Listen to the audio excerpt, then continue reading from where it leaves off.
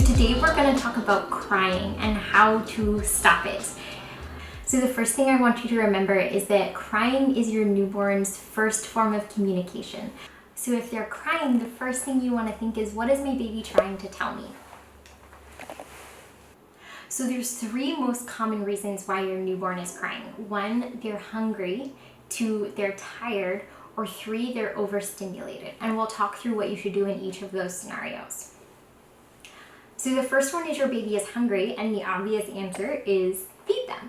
So if you're breastfeeding or you're bottle feeding, try offering them a feed.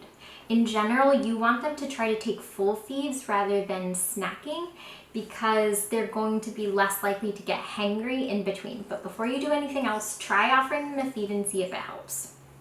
Okay, so you've given them a feed and they're still crying. What do? The next thing, are they tired? In general, newborns can stay awake for about 60 to 90 minutes. That's kind of their wake window max. So if it's been an hour since their last nap, they're probably tired and it might be time to try putting them down. Okay, before I go any farther, I want to make one quick note, and that's about diapers. So in general, your baby's probably not crying because their diaper is wet.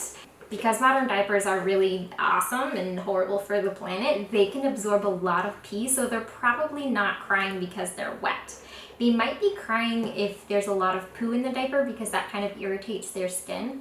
But in general, I wouldn't worry too much about the diaper, but it is easy to just check really quick and see if they've pooped. So let's kind of get that one out of the way and don't worry too much about their diaper. Okay, you've offered them a feed, you've tried to put them down for a nap, you've smelled their butt to see if there's poop, they're still crying. What's left? So this is the one that usually gets people, which is the baby is overstimulated. And if you think about it, this makes a lot of sense. When your baby's in the womb, it's dark, they're tightly constricted, there's a loud...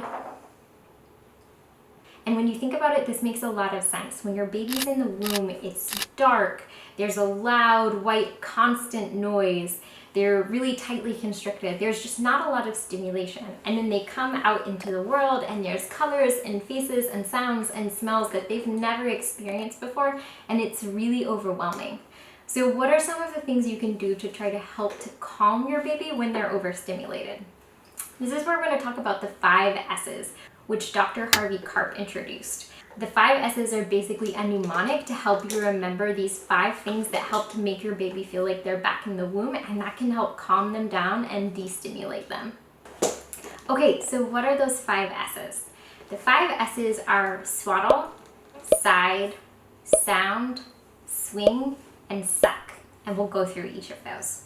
The first of the 5 S's is swaddle, which is getting your baby's arms tucked in tight and their body feeling really secure so they feel like they're back in the womb. This is also why your baby feels much calmer when they're being held, because they feel constricted like they once were. So you're going to get out your swaddle. Usually this doesn't mean one of those really pretty receiving blankets, sadly. Those just don't seem to hold your baby quite so tight. So to swaddle your baby, you want something with elastic and Velcro. We really like the Happiest Baby Sleep Pea Swaddle because it has Velcro, and in this case, Velcro is your friend. I've also heard really good things about the Ollie Swaddle, but I'll link a couple below. Okay, your baby's swaddled. What now? The next S is side. So you're going to take your swaddled baby and you're going to rotate them so that their bum is towards you and their face is out. When babies are being held on their back, they can tend to feel like they're falling. So being on their side helps them to calm down, and then they're also not looking at you and getting quite so overstimulated. The third S to remember is sound. If you think about your baby's life inside the womb, they were right next to one of your major arteries that made a constant sound, almost as loud as a vacuum cleaner. So when they come out into the world and it's really quiet, or they hear all of these other scary sounds, that can be really overstimulating for them. So a constant sound in their ear can really calm them down. An easy way to do that is just to get really close to your baby's ear and say,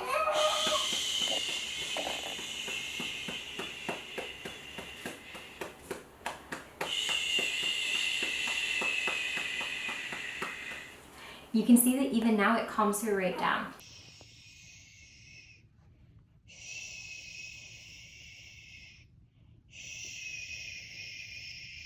If you don't want to get in your baby's ear and just say shh over and over, you can use a white noise machine, or you can stand in the bathroom with the shower on. You can turn the vacuum on, you can use a hair dryer. Any of those kinds of things have that low noise that makes your baby feel a little bit more calm. The fourth piece is swing. And for this, you're gonna want some sort of motion. If you think about your baby's life inside of the womb, it was almost never entirely still because you were almost never entirely still. So an easy way to calm them down is to introduce some movement. If you sway back and forth, if you rock them, or if you put them in a baby swing, all of those things can help to calm them down. Okay, fifth S. The fifth S is suck, which as you can see, she is still very into. So a pacifier can kind of be the icing on the cake, and for us, it was a total game changer. As you can see, Grace still takes a pacifier, and that was one of the things that calmed her down when nothing else would. So if you're worried about nipple confusion, I would ask your pediatrician, but in general, our doctor didn't seem to think that would be an issue, especially once breastfeeding is established. Your baby has a sucking reflex, and that's part of what helps them to breastfeed, but that sucking reflex triggers chemicals in their brain, like oxytocin, that make them calm down and feel a little bit less overstimulated.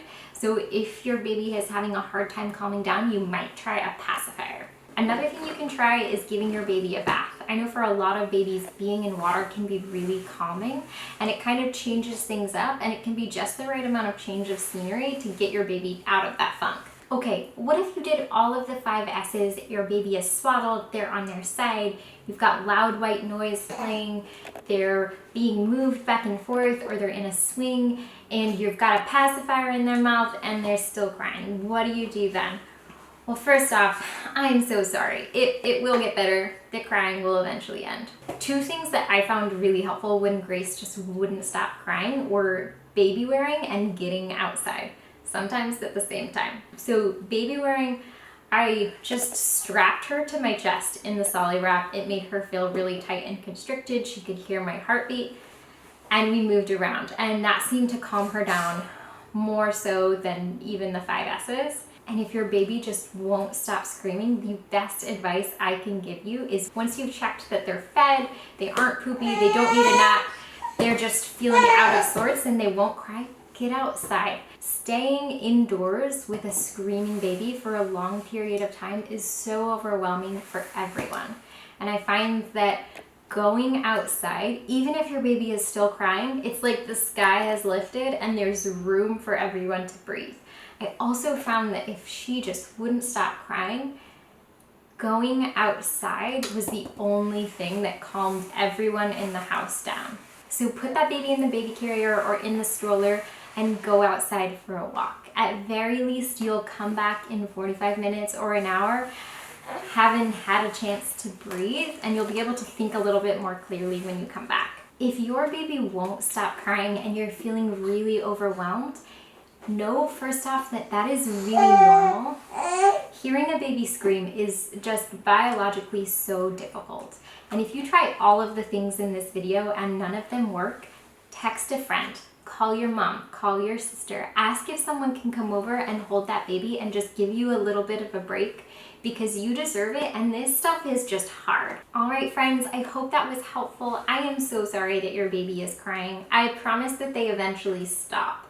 I know that these early days can seem just absolutely never ending, and you're just positive they're gonna be crying until the second coming, but they won't, I promise. Your baby will stop crying eventually, and you just need to find coping mechanisms and ways that you guys can all survive, and you will all get through this. So good luck, And you're doing awesome, huh? Yeah.